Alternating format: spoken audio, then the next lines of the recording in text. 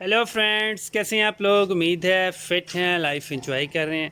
Friends, आज detail से video share करेंगे परलाइट के अबाउट। और ये हमारा थोड़ा सा हेल्पिंग मीडिया होता है, हमारे पॉटिंग मिक्स को बहुत ज़्यादा लाइट वेट बनाता है। और स्पेशली जो लोग कैक्टस, एडेनियम, सेकुलेट्स ग्रो करते हैं वो इसको बहुत अच्छे से जानते हैं और इसको यूज़ भी करते हैं। हम जैसे गार्डनर्स जो सेकुलेंट्स और एडेनियम को ग्रो नहीं करते या इतना ज़्यादा इंटरेस्ट नहीं है, तो हम लोगों के लिए थोड़ी सी नई चीज़ है, लेकिन इसके बारे में बहुत ज़्यादा स्टडी की है। बिल्कुल सेम मिलते जुलते इस तरह का वर्मिकोलाइट भी होता है, इस तरह का प्यूमिक स्टोन भी होता है। और ये पानी को थोड़ा सा अब्जॉर्ब करते हैं। ये छोटे छोटे स्टोन्स होते हैं और बहुत ज़्यादा लाइट वेट होते हैं। और ये थर्मोकोल होते हैं। इसमें आपको साइज़ वेरिएशन भी मिल जाती है, मतलब अगर आपको बड़े साइज़ का चाहिए वो भी मिल जाएगा, इससे बड़े साइज़ का भी चाहिए वो भी मिल जाएगा। अब ये मीडियम साइज़ है, क्योंकि अब हमारे पास भी बहुत ज़्यादा एडेनियम सेकुलेंट्स आ रहे हैं और बहुत सारे गिफ्ट आ रहे हैं, तो हम उनके ऊपर ग्रो करेंगे, वीडियोस भी आपसे शेयर किया करेंगे। और ये एरेशन का काम करता है। लेकिन आप कभी भी परलाइट को आप सादा मिट्टी में ना मिक्स किया करें, कोई फ़ायदा नहीं होता। अगर आप इसका पॉटिंग मिक्स बनाने जा रहे हैं तो आप कोकोपीट यूज़ करें, पीट मॉस यूज़ करें, थोड़ा सा कंपोस्ट यूज़ करें। मतलब कोकोपीट 20%, कंपोस्ट 20%, पीट मॉस 20%, और थोड़ा सा आप ये परलाइट यूज़ कर सकते हैं। आप इस तरह की कुछ रेशो बनाएं, 100% आपका बनेगा पॉटिंग मिक्स। और हैंगिंग बास्केट्स के लिए ज़बरदस्त होगा। और अगर रूफ टॉप गार्डनिंग करते हैं, थोड़ा सा आपको इशू है कि आप ज़्यादा बड़े गमले नहीं रख सकते हैं, तो इस तरह का आप पॉटिंग मिक्स बना लें। हैंगिंग बास्केट्स के लिए भी बहुत सारे लोग फ्लैट्स में रहते हैं, उनके छोटे छोटे से गार्डनिंग का एरिया होता है, वहाँ पे ये चीज़ें यूज़ होती हैं। मतलब ये इसके अंदर कोई इतनी ज़्यादा पावर नहीं होती, ना इसमें नाइट्रोजन है, ना इसमें फास्फोरस है, ना इसमें मैग्नीशियम है, ना इसमें कुछ कैल्शियम है। मतलब ये सिर्फ़ और सिर्फ हेल्पिंग मीडिया होता है। अगर ये आप पॉटिंग मिक्स में मिक्स कर लेते हैं, अच्छे से मिक्स करते हैं, तो ये पानी को थोड़ा सा अब्जॉर्ब करता है, पॉटिंग मिक्स को थोड़ा सा ठंडा रखता है।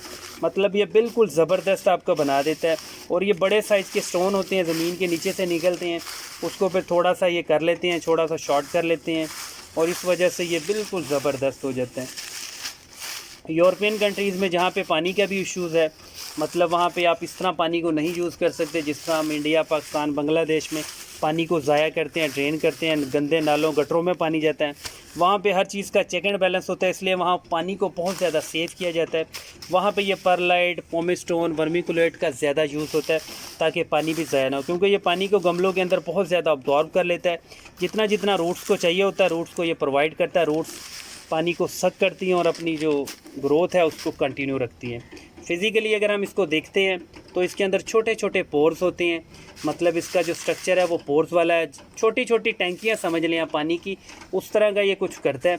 अगर आप इसको नहीं भी यूज़ करना चाहते तो ना करें। इसकी जगह आप जो कोयले के जो पत्थर होते हैं, जिसको हम चारकोल चिप्स कहते हैं, वो आप यूज़ कर सकते हैं। वो भी एयर को होल्ड करता है, कार्बन होता है उसमें थोड़ा सा, वो भी एंटी फंगल होता है, ये भी थोड़ा सा एंटी फंगल होता है। लेकिन अगर आप इसको बिल्कुल भी यूज़ नहीं करना चाहते तो चारकोल सही है, बिल्कुल सस्ता है, बारबेक्यू वाले से मिल सकता है, बिल्कुल ज़बरदस्त है। और इसका भालू मिट्टी में तो आप इसको कभी भी यूज़ ना करें। अगर आप यूज़ कर लेंगे तो मिट्टी इतनी ज़्यादा हार्ड हो जाएगी, तो आपका प्लांट जो है वो, उसकी रूट्स जो है बिल्कुल स्टक हो जाएंगी। और वक्त के साथ साथ जो इसका ये पत्थर है, ये जो साइज़ होता है वाइट से कलर का जो साइज़ बन रहा है, ये आहिस्ता आहिस्ता ब्रेक डाउन हो जाता है, बिल्कुल ये 100% पाउडर बन जाता है। मतलब आप उसकी मिट्टी को बार बार रीयूज़ तो कर सकते हैं, लेकिन गमले की मिट्टी में से बार बार आप इन पत्थरों को नहीं निकाल सकते, बिल्कुल ये पाउडर बन जाएगा। इसलिए ओवरऑल गार्डनिंग में कोई ज़्यादा इसका इशू तो है नहीं। अगर आप यूज़ करना चाहें तो कर सकते हैं। आप इसकी टॉपिंग भी कर सकते हैं, मतलब आपका कोई गमला है, उसकी आप साइड से 1 इंच की लेयर बना दें ऊपर, तो ये हीट का, इंसुलेशन का भी थोड़ा सा काम करेगा। जो बहुत ज़्यादा गर्मी होती है, धूप होती है, वो रूट्स तक जाने से बचाएगा। मई, जून, जुलाई में आप थोड़ी सी इसकी मल्चिंग भी कर सकते हैं। ओवरऑल यही इसके फ़ायदे हैं, यही कुछ, इसके ज़्यादा नुकसान तो नहीं है। लेकिन अगर आप सादा मिट्टी के अंदर इसको यूज़ कर सकते हैं, अगर करेंगे तो इसके थोड़े से नुकसान भी होंगे। अगर ये भल वाली मिट्टी है, इसके अंदर कंपोस्ट है, वर्मी कंपोस्ट है, अगर आप इसके अंदर इसको मिक्स करेंगे तो ये नीचे से जाके मिट्टी को हार्ड भी कर देगा जब ये पाउडर बन जाएगा। पाउडर बनने से पहले ठीक है, अगर पाउडर बन गया तो ये ख़राब करेगा आपको। इसलिए अगर आपने यूज़ करना है, इसको मंगवाने लगे हैं, तो आप सोच समझ के मंगवाएं कि आपके पास एडेनियम, सेकुलेंट्स ऐसे पॉट्स हैं तो आप इसको मंगवा लें, अदरवाइज़ आप इसको इग्नोर ही करें। अगर वीडियो अच्छी लगे तो चैनल को ज़रूर सब्सक्राइब करें। Thank you friends.